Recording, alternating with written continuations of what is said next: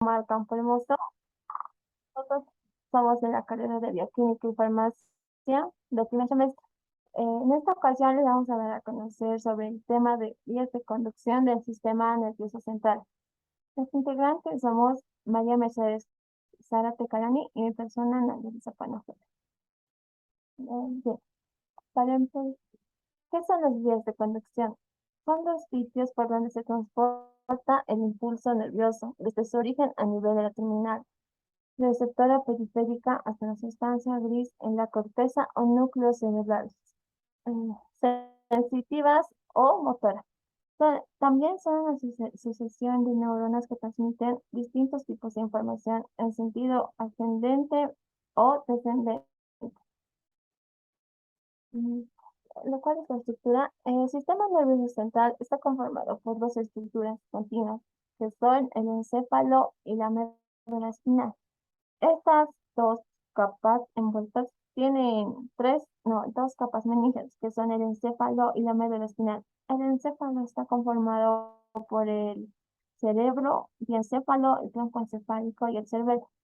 Y la médula espinal es la continuación caudal del tronco encefálico y se extiende a lo largo del conducto vertebral. Las partes del sistema nervioso central. Las vías de conducción se dividen en dos partes principales, que son las ascendentes, centrípetas o las enzimas generales superficiales sensitivas.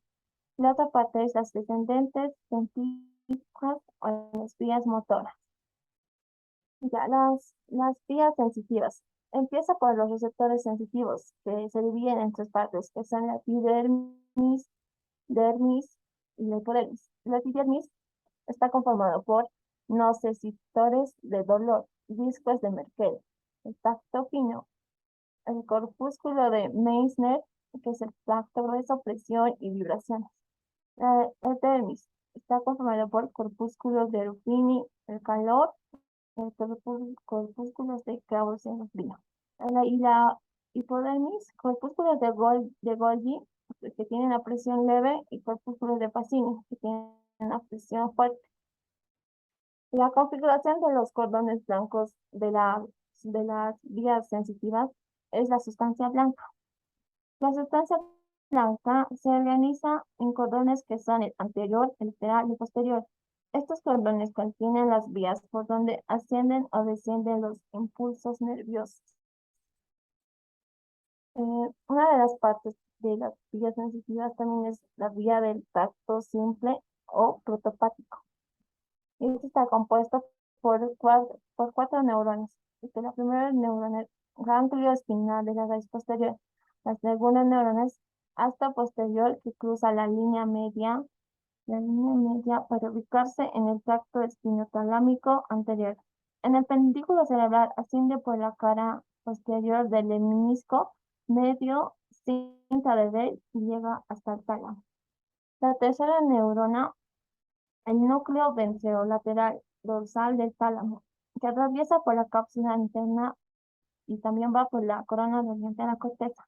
Y por último, la cuarta neurona, corteza parietal ascendiente.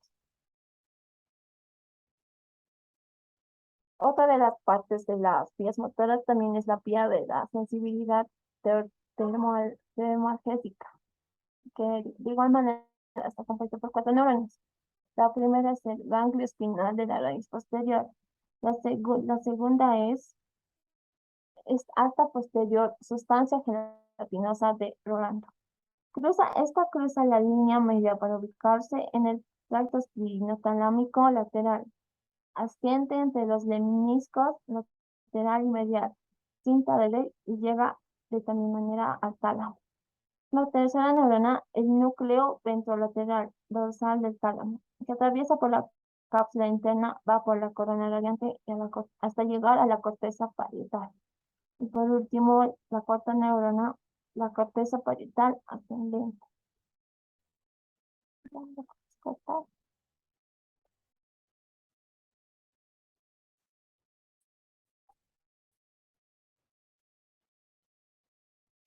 Bueno, buenos días, doctor. En esta oportunidad yo voy a dar a conocer y exponer sobre las vías eferentes motoras o también llamadas descendentes. Eh, Estas vías eferentes o descendentes son elementos que forman parte de la médula espinal y estas se encargan de enviar toda la información motora que proviene tanto de la corteza cerebral como del tronco del encéfalo debido a su origen y recorrido. Estas se encargan de controlar los movimientos de todos los órganos como de las otras partes del esqueleto. Y aquí en la imagen podemos ver que las vías descendentes motoras están divididas en otras vías más, como ser la corticoespinal, la vía rubroespinal, que se encuentra aquí, la vía vesilo-bulboespinal y el tracto reticuloespinal y la vena ventral de la neurona. Tanto las vías eferentes o descendentes y las vías aferentes o ascendentes cumplen ciertas funciones. ¿Qué funciones cumplen? ¿Qué tipo de información transmiten estas vías aferentes como eferentes? La función que cumplen es que aunque todos los tractos tienen funciones con respecto a los movimientos, cada uno de estos cumplen un rol diferente, cada parte cumple un rol diferente. ¿Qué tipo de información transmiten estas vías? Todas estas vías reciben estímulos sensitivos de los receptores que están localizados en distintas zonas del cuerpo. La vía aferente al salir de la médula se encarga de enviar todos los impulsos nerviosos y que activan los músculos y la función de las vísceras. ¿De dónde provienen las vías eferentes? Los núcleos de los tractos descendentes provienen de la corteza cerebral, del tronco del encéfalo. De acuerdo a nuestra anatomía y a nuestro sistema nervioso de cada persona, estos tractos salen de la corteza motora primaria, como ser del mesencéfalo, de los núcleos vestibulares, de la sustancia reticular y de la médula oblongada. Y es prácticamente así como las vías eferentes y aferentes están conectadas. La vía aferente actúa como un receptor, recibe el estímulo, aquí vemos, lo recepciona en la vía aferente, se va al centro integrador, por la vía aferente pasa al efector y esta es la respuesta. Es como que la vía aferente recibe el estímulo y la vía eferente eh, recibe la respuesta.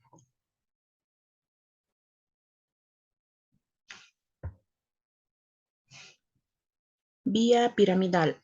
Como ya mencioné, las vías eferentes o descendentes se dividen en varias vías y haré a continuación una breve descripción de la función de cada vía descendente. La vía piramidal. Eh, la vía piramidal es la principal, es la que está encargada de los movimientos, controla todos los movimientos axiales, como ser el tronco, las extremidades. La vía piramidal A del esquema nace en el área motora de la corteza cerebral y está ubicada delante del surco central o también llamado de Rolando. Al descender de los axones cruzan el lado contralateral a la altura de la estructura, la decusación o entrecruzamiento de entre estas pirámides que está ubicada en la altura del bulbo raquídeo. De ahí es que nace el nombre de vía. La llamada vía extrapiramidal, que pertenece al esquema B, se origina en otras regiones de la corteza cerebral. Estas son muy diferentes a las que se originan en la vía piramidal A, porque los axiones que forman en esta vía de la neurona se ubican prácticamente en el núcleo cerebral del mismo lado, porque como los ganglios basales o el núcleo rojo o núcleos del tronco o núcleos del tronco cerebral, esta se llama también función reticular, pero también se encuentran axones de la neurona de origen de rebelo, que son contralaterales, se cruzan de un lado opuesto a niveles más altos de la decusación de las pirámides. Los axones de la vía extrapiramidal descienden por dos tractos, el rubro espinal y el retículo espinal.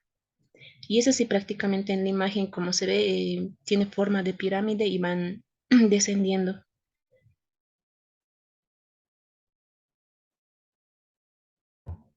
Otra vía es la vía rubroespinal.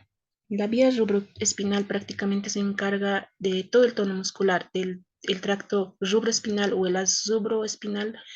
Son un conjunto de fibras que nacen en el núcleo rojo. Aquí podemos ver en la imagen un puntito rojo.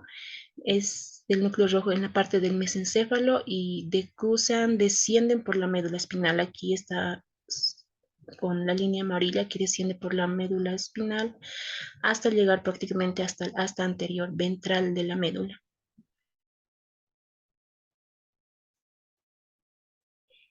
Circula por el mismo sitio del haz corticoespinal cruzado, sigue por las áreas laterales hasta las motoneuronas y por tanto cuando se lesiona las corticoespinal cruzado también lo hace la rubroespinal porque están prácticamente conectados. Entonces esto puede provocar que el individuo quede sin la capacidad de los movimientos o el individuo sin capacidad motora voluntaria. Otra vía es la vía tectoespinal. La vía tectoespinal participa de los reflejos de los ojos, la cabeza, el cuello y tiene su origen en las capas profundas del cólico superior. Y aquí en la imagen nos indica el puntito amarillo de dónde se origina, que es de las capas profundas del colículo superior. Su trayectoria va prácticamente transcurre por la decusación tegmental, dorsal y del mesencéfalo. La vía vestibuloespinal. La vía vestibuloespinal mantiene la gravedad. El laberinto vestibular no es capaz de distinguir entre la inclinación del cuerpo y de la cabeza. Esta se encarga de recibir información de la corteza cerebelosa y el oído interno. Inicia en el núcleo vestibular, lateral, el piso del cuarto ventrículo y desciende directamente por el haz vestibuloespinal y termina en el asta gris interior.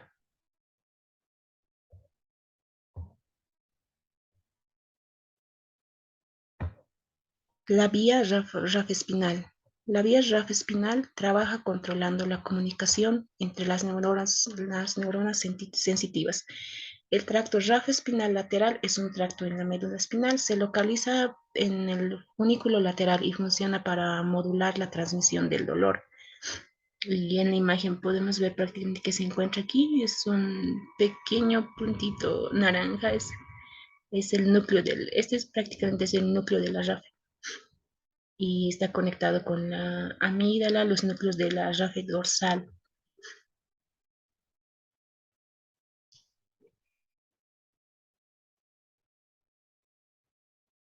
Y para finalizar, qué enfermedades pueden producir cuando se alteran estas vías aferentes o eferentes? Las enfermedades que pueden producir son, al hablar de las enfermedades de las vías diferentes, debemos tener en cuenta que estas son generadas cuando se presentan bloqueos o interrupciones en el recorrido de todas las funciones de las vías que ya mencioné anteriormente, de las vías motoras. Podemos encontrar en estos casos afecciones tanto sensitivas. Aquí en la imagen podemos ver, se puede perder la sensibilidad en el cuerpo. Mm, También y ya que esta señal indica que las sensaciones no pueden ser respondidas anteriormente. Por estas razones que las neuronas del sistema nervioso central se afectan, ocasionando también lesiones medulares, pueden incluir también parálisis, los reflejos abólidos, el tono muscular, también se puede, una de las enfermedades también es la pérdida de la sensibilidad, Es decir, como las vías aferentes, tanto eferentes, funcionan ambos como receptor y el otro es como recibe la respuesta, entonces ya no, al ser estas vías, al sufrir interrupciones, pueden hacer que ya no tengamos sensibilidad y también una de las enfermedades son los trastornos vesicales, o sea, los problemas en las vesículas o en los riñones. En conclusión, el sistema nervioso central es el órgano más complejo y sorprendente que tiene el cuerpo humano. Por medio del desarrollo del conocimiento y aprendemos del mundo exterior. Las vías pueden estar formadas por una o más neuronas que en este último caso se comunican por medio de sinapsis, ubicadas en distintas partes del trayecto de la vida. Todas estas vías que mencioné anteriormente transcurren en la médula, en la médula y en el encéfalo. Estos se comunican ambos entre sí, o en el caso del encéfalo comunican ambos entre sí, o en el caso del encéfalo comunicando centros nerviosos dentro de este entre sí. Si un sistema nervioso central que dirige nuestro cuerpo para realizar todas sus funciones y desarrollar nuestra conducta, nuestro cuerpo sería solo eso, un cuerpo inmóvil, inherente, sin capacidad de poder moverse, pensar o actuar. Eso es todo, doctor. Gracias.